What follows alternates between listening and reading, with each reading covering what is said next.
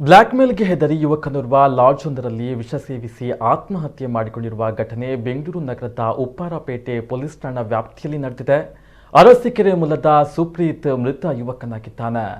ಸುಪ್ರೀತ್ ಕೆಲ ವರ್ಷಗಳಿಂದ ಯುವತಿಯೋರ್ವಳನ್ನ ಪ್ರೀತಿಸ್ತಾ ಇದ್ದ. 3 ತಿಂಗಳ ಹಿಂದೆ ಪ್ರಿಯತಮಿಯನ್ನ ಅರಸೀಕೆರೆ ಬಳಿಯ ಗುಡ್ಡವೊಂದಕ್ಕೆ ಕರೆದುಕೊಂಡು ಹೋಗಿದ್ದ. ಆಗ ಸ್ಥಳೀಯ 4 ಅಪ್ರಾಪ್ತ ಹುಡುಗರು ಸುಪ್ರೀತ್ ಹಾಗೂ ಯುವತಿಯ ಜೊತೆಗಿರುವ ಖಾಸಗಿ ವಿಡಿಯೋ ಹಾಗೂ ಫೋಟೋವನ್ನ ತೆಗೆದುಕೊಂಡಿದ್ರು.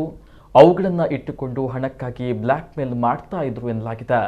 ಅಲ್ಲದೆ ಆಗಾಗ 2 ರಿಂದ 3 ಸಾವಿರ ಹಣ ಪಡಿತಾ ಇದ್ದ ಖದೀಮರು ಕ್ರಮೇಣ ಹೆಚ್ಚು ಹಣ ಕೊಡುವಂತೆ ಸುಪ್ರೀತ್ಗೆ ಪೀಡಿಸಿದ್ದಾರೆ. ಬ್ಲಾಕ್ ಮೇಲ್ಗೆ ಹೆದರಿ ಬೆಂಗಳೂರಿಗೆ ಬಂದಿದ್ದಾನೆ. ಉಪ್ಪಾರಪೇಟೆಯ ಹೋಟೆಲೊಂದರಲ್ಲಿ ನಿನ್ನೆ ರಾತ್ರಿ ಡೆತ್ ನೋಟ್ ಅನ್ನ ಬರೆದು ವಿಷ ಸೇವಿಸಿ ಆತ್ಮಹತ್ಯೆಯನ್ನ ಮಾಡಿಕೊಂಡಿದ್ದಾನೆ ಎಂದು ತಿಳಿದು ಬಂದಿದೆ.